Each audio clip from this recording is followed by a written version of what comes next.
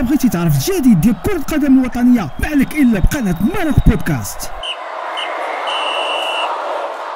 مصطفى مدبولي السيد رئيس الوزراء، وهو اساسا رياضي، يعني هو خلفيه رياضيه، كان لعيب هاندبول، لعيب هاندبول كبير، وكان واول مره نتكلم في حاجه زي كده. ما انت لازم تسال نفسك سؤال، ليه المغرب؟ المغرب طبعا دوله شقيقه، واحنا كنا في قمه السعاده في مصر هنا لما خدوا رابع، ولما حتى لما كسبونا في الاولمبياد خدوا ثالث واحنا رابع، وفي 23 سنه من سنتين اخدوا افريقيا تحت 23 سنه على فكره، وكمان ومؤخرا الشباب كاس العالم. هل تتوقع ان في حاجه ممكن تحصل بالتخطيط اللي احنا شايفينه؟ هيحصل لو عملوا زي يعني فوزي لكشع ما بيقدرش يضغط على المدرب يا كابتن ان هو ياخد لعيبه. عارف انا نفسي يحصل ايه؟ فوزي لكشع ما بيتدخلش، بيدي العيش لخبازه. ما عشان كده كنت هطرح اللي انت بتقوله ده. انا نفسي يجيبوا ماجد سامي، هم اللي مطلع زيزو ومطلع مرموش، برافو عليك، يجيبوا ماجد شريف سامي، محمد شريف واحمد شريف ومصطفى محمد. هل كان في الامكان افضل مما كان مع المنتخب 20 سنه؟ يعني الناس تتغنى بالمغرب والفوز بكأس العالم لاول مره في تاريخ العرب وكده، في نفس الوقت احنا بنخرج من الدور الاول، بنتغلب من نيوزيلندا، يعني فريق مش موجود على مجرة كرة القدم. في الوقت المنتخب المغربي بيكسب اسبانيا، بيكسب البرتغال، بيكسب فرنسا، بيكسب البرازيل، سوري، بيكسب كمان الارجنتين. فانت ايه رايك؟ لا طبعا، يعني كل الفخر ليهم وكل المجد ليهم وكل الفرحه ليهم طبعا. مليون مبروك. فريق عربي اول مره يفوز بكاس عالم على فرقه كبيره جدا جدا، ده اكيد مش من فراغ يا كابتن خالد، ولا بالمجامله ولا بالصحوبيه ولا بالتهجيص. لا، ده شغل. الناس دي قفلت على نفسها 4 سنين مثلا او اكتر. هم كانوا قايلين تقريبا كده ان هم كان في اكاديميه بيشتغلوا فيها الاول. هي اكاديميه الكوره، مش معنى ان هي الاكاديميه اللي هي بفلوس، ممكن يبقى اكاديميه يعني ممكن تبقى اكاديميه انت مدعم الاكاديميه بلعيبه كويسه بجانب الناس اللي هي بتدفع فلوس. يعني زي مثلا احنا في اكاديميه زد عندنا في ناس الكويسه قوي ومش قادره تلعب في قطاع الناشئين بصراحه. يعني كابتن سيف زاهر واحمد عبد الله واللي هم دول عشان مسؤولين عن النادي عاملين ايه، ان لو لعيب كويس قوي ممكن يبقى معانا من غير ما ندفعه فلوس. طيب معلش، معانا الكابتن الكبير كابتن ايمن يونس، نجم مصر ونادي الزمالك، ده يعني وحاجه. فهو عشان يمشي ويواكب التطور ده عمل الأكاديمية الملكية بتاعت الملك محمد السادس، علشان وجاب فيها العناصر المتميزة المتخصصة اللي مسؤولة عن مراحل التكوين ديت، عشان يبقى الاثنين ماشيين مع بعض. عشان كده لما تيجي تشوف المنتخب دلوقتي اللي موجود دلوقتي ما تعرفش مين اللي بيلعب في بلجيكا ومين اللي بيلعب في المغرب. التيم كله منصهر مع بعضه، الكواليتي تقريبا متقاربه جدا، الذهنيه تقريبا واحده، المستوى الفني المهاري عالي جدا، تسليم وتسلم من الحركه والجري بسرعه ومختلف السرعات، شيء مذهل. المغرب بيقدم كوره حديثه بمعنى الكامل للكلمه، حاجه فعلا تفخر ان دوله عربيه بتعمل ده، واحنا مش بعيد عن ده.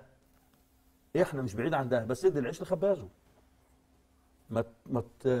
ما تنططش عليه حد، ادي العيش لخبازه، لان هو هناك ادى العيش لخبازه. بس محمد وهبي كان يعني ما كانش لاعب كره سابق، بس هو مدرب كره قدم واستاذ كره قدم. ما هو بيدرس كره قدم، لكن ما مارس. انا ماشي يعني احنا انت لو سالتني انا افضل الممارس عن الاكاديمي. افضل ده بالنسبه لي من الاي تو زد. انما لما تجيب واحد اكاديمي من صغره شغال في الشغلانه وانت يكون عندك قصور في الحته دي، اصل خلي بالك مرحله التكوين غير الكبار، محتاجه الاكاديمي غير الكبار. محتاج ان اللي بيشتغل معاك يعلمك يكون اكاديمي فعلا، يكون عنده جزء اكاديمي. عشان كده لازم المارس لازم يدرس كويس قوي. الحدث الابرز والاهم في البدايه قبل كل حاجه، ألف ألف ألف مليون مبروك للمنتخب المغربي للشباب اللي توج بكأس العالم اللي أقيمت في تشيلي بعد فوزه على الأرجنتين في النهائي 2-0. حدث تاريخي بكل المقاييس، حدث زلزل الكرة العالمية والعربية وبالتبعيه الكره المصريه. ليه زلزل الكره المصريه؟ ده محور حديثنا النهارده يا جماعه. الكلام كله عن شايفين المغرب بتعمل ايه، شايفين نهضه المغرب بتعمل ايه. المغرب اللي حصل في 2022 مش صدفه، المغرب اللي حصل في السنه دي في كاس العالم للشباب مش صدفه، دول خدوا كاس الامم الافريقيه للشباب وخدوا رابع، وصلوا لنصف نهائي الاولمبياد وخدوا الثالث، ونهضه كرويه مغربيه عظيمه جدا جدا جدا. بنبارك للاخوه المغاربه عليها، وبنقف نقطه نظام نحاسب نفسنا. عاده انا ما بحبش اروح مع الرايحين، باخد نفس واهدى، وايه يا جماعه؟ ايه الدوشه؟ هل ينفع اصلا ان احنا نقارن ما بيننا وما بين الكره المغربيه دلوقتي ولا ما ينفعش؟ هل ينفع ان احنا نقول ان احنا ممكن نعمل ده ولا مش ممكن؟ طيب ايه هي العناصر اللي توفرت هناك ولم تتوفر هنا؟ مين المسؤول؟ كل الكلام ده قعدت افكر فيه. نزلت سؤال كده عندي على الفيسبوك، قلت يا جماعه السؤال هحطه لكم على الشاشه. قلت يا جماعه مين اللي انت شايفه مسؤول عن ابتعاد كره القدم المصريه عن التراك العالمي؟ احنا كويسين جدا افريقيا على مستوى الانديه، على مستوى المنتخب وصلنا نهائي كاس افريقيا من سنتين او من دورتين يعني، ووصلنا كاس عالم 2018، وصلنا كاس عالم 26، والانديه بتاعتنا بتاخد البطولات، بس احنا بعيد عن المستوى ده في كره القدم العالميه. والناس طبعا بدات تقارن، وده طبيعي ومنطقي، ما بين ما قدمه منتخب المغرب وما قدمه منتخب مصر في نفس البطوله. ما هو قبل المغرب، حط بقى هنا المقياس على سلمه واحده وشوف ان قبل المغرب كان في السنغال، وكان برضو كل ما توصل نهائي البطوله يقول لك السنغال وجنوب افريقيا في نهائي الكره الشاطئيه، مصر والسنغال في نهائي الكره الشاطئيه، مصر والسنغال في قبل نهائي كاس الامم الافريقيه للشباب، مصر والسنغال في مش عارف المباراه الفاصله لكاس العالم، مصر والسنغال في نهائي كاس الامم الافريقيه، مصر والسنغال السنغال. طب ساعتها السنغال كانت عامله ايه؟ لو بصيت على السنغال عملته هتلاقي هو نفس اللي المغرب عملته. هو هنا في اكاديميه محمد السادس، هناك في جينيراسيون فوت، اكاديميه جينيراسيون فوت، اكاديميه تختار لعيبه بتعلمهم بتربيهم بتطلعهم بره. فهنا كان في اكاديميه بتعمل نفس القصه. هنا في استثمار في المدرب، هنا كانوا جايبين اليو سيسي، الراجل كان مساعد للمدير الفني للمنتخب الاول، ثم انتقل انه درب فريق الشباب، وحكينا القصه دي مليون مره. بعد ما درب فريق الشباب هو كون جيل في ساديو ماني وفي اليو سيس وفي خالد كوليبالي وفي كل العتاوله اللي انت دماغك هو اللي عمله. بعد كده تم تعيينه مديرا فنيا للمنتخب الاول، فكمل مع المنتخب الاول، فخد كاس الامم الافريقيه 21، ووصل نهائي كاس الامم الافريقيه 2019، ووصل كاس العالم 2018. نفس المدير الفني. الناحيه الثانيه هتلاقي ان هم نفس القصه، مدرب زي وليد الركراكي جه مسك وكمل مع المنتخب الاول، مدرب هو جه قبل كاس العالم بشهور قليله وكان قرار جريء جدا جدا الاتحاد المغربي، بس هو راجل تم اعداده، وراجل درب في الوداد ودرب وعارف القصه وراح درب ومسك الفريق وكمل بيهم. طيب محمد وهبي الراجل المدير الفني لمنتخب الشباب عمل نفس القصه وكمل بيهم، وهو قد يكون هو المدير الفني لمنتخب المغرب في كاس العالم 2030 لو كمل بنفس الجيل، لان الجيل ده هو اللي هيلعب 2030 اللي هتنظمه المغرب بالاشتراك مع البرتغال واسبانيا. فالقصه مش قصه المغرب عملت ايه، قصه ان الكوره كتاب مفتوح، امتحان اوبن بوك يا باشا، اتفضل ما هو اعمل.